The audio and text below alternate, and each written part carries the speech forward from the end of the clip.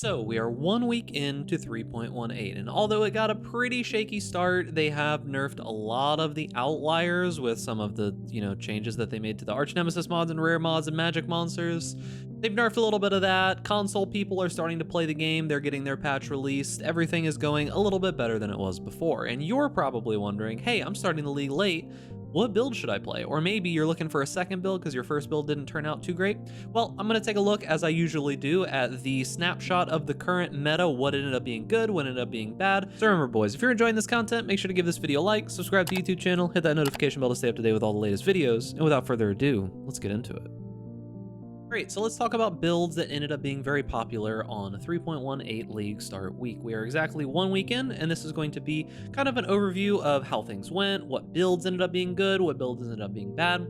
Was the meta exactly the same as it was before? And what about moving towards our second or our in-game builds? Now, as you might know, balance was not exactly the same. Like Chris said, any builds that worked in 3.17 are going to work perfectly fine in 3.18. Not actually the case, particularly because of some nerfs to some drop rates, which I'll talk about in a moment, but also because of the changes to the base monster modifiers, the Arch Nemesis changes.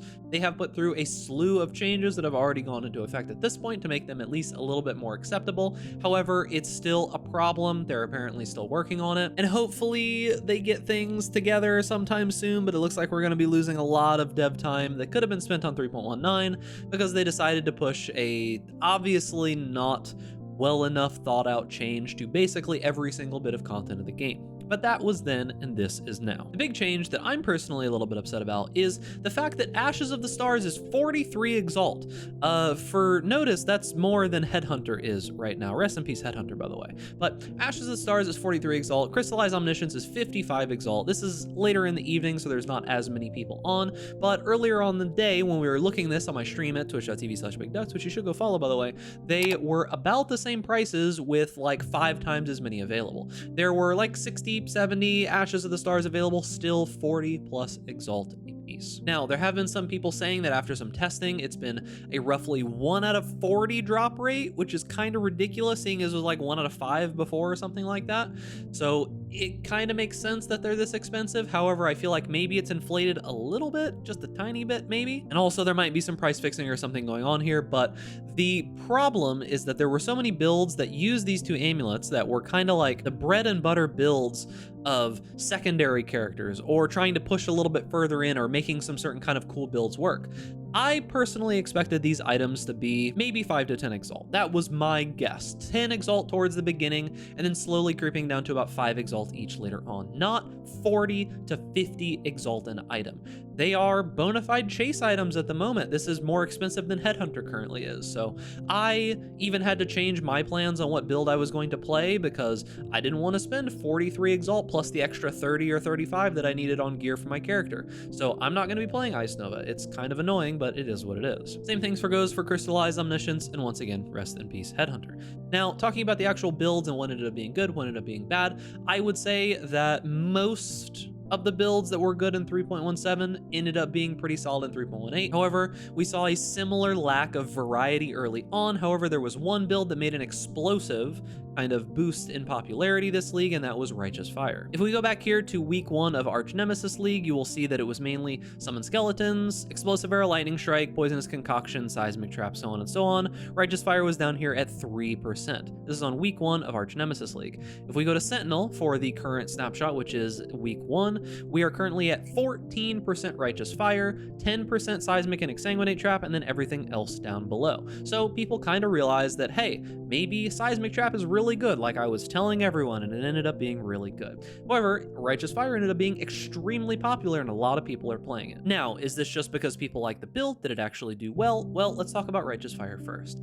I played Righteous Fire as my league starter. It went relatively well. After the nerfs went through on the rare mobs, it ended up being very, very solid for some good smooth mapping, very good at heisting, delving, that kind of content. It's not great for bosses until you invest some more money into it, which if you put 5 to 10 Exalt into it, really solid for some early bossing or some easy bossing, but it's not going to be like a boss killer or like an uber killer or anything like that. You really need to do some pretty insane investment to get it to be like an uber killer or something. Righteous Fire Inquisitor, very, very good early build, can invest a decent amount of money into it, make it really tanky, do some pretty good damage, very solid for, you know, content like Heist or Delve, as well as a very good mapper. A lot of the gear is coming down in price. Legacy of Fury is moving down in price. Aegis Aurora is slowly coming down, but is still a little expensive.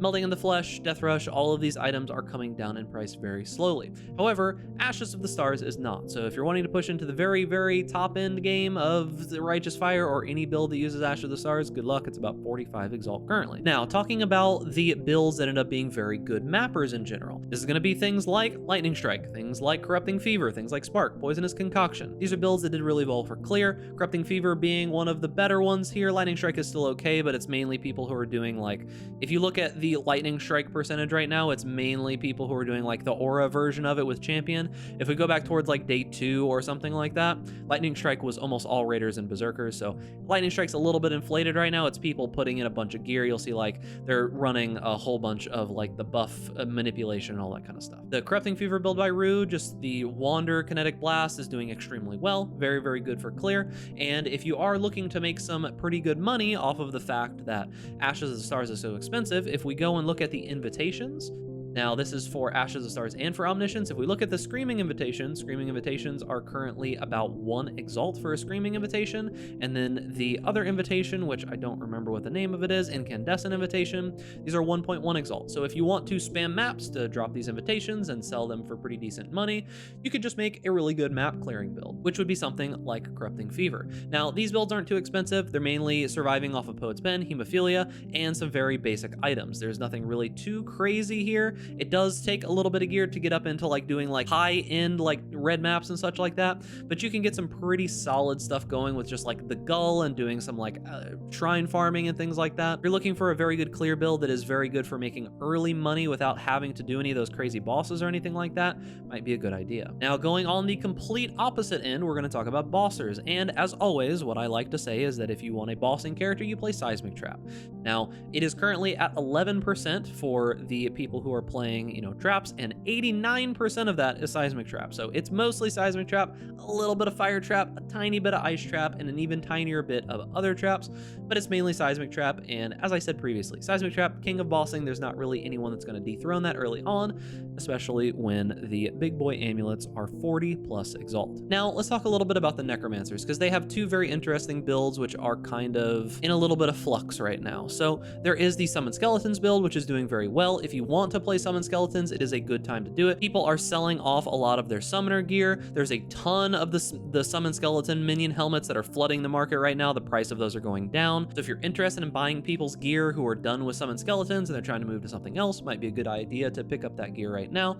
Then there are the Detonate Dead players. Now, Detonate Dead, I am personally not a huge fan of this build for softcore. You can play it if you want to. If you're going to be transitioning into like the Phantasmal Cremation Craziness build, keep in mind that uses Ashes of the Stars, and Ashes of the Stars is 40 Exalt, and then the alt quality Phantasmal Cremation and all of that is also like 7 Exalt each. So if you got 70 Exalt to invest into a character, more power to you. But the Necromancer is doing okay. I would say if you're playing softcore, probably not a good idea to play Detonate Dead. Should most likely choose something else. If you're playing hardcore, Detonate Dead is a pretty good build, especially if you're playing solo Self-Found. Now, talking about moving into some more of the end game builds, the big thing is that Ashes and Omni are ridiculously expensive, and most of the meta last league was defined by the fact that these items were accessible. They were like 60 to 100 chaos most of the time.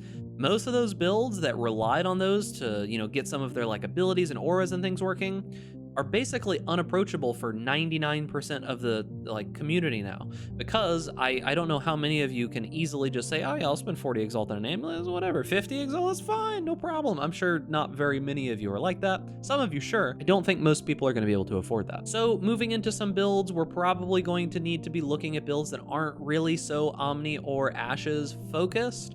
Now, one build that I am planning on swapping into is actually going to be Steel Champ. Yay, one of my mods and an avid stream watcher has been playing the Steel Champion. There's a couple cool things that are going on with that. I'm going to be working on that sometime soon. If you want to see me playing that, come check out my Twitch stream. As always, twitch.tv/bigducks. So we're going to be working on that build next and trying to push it and get it up to par, because there's a couple new cool things that we can look into. And then eventually, if Ashes comes down in price, maybe we'll also give that a shot. And that is going to be it for the video. Hopefully this gives you an idea of what to actually choose if you're starting the league late, if you're playing on console or anything else.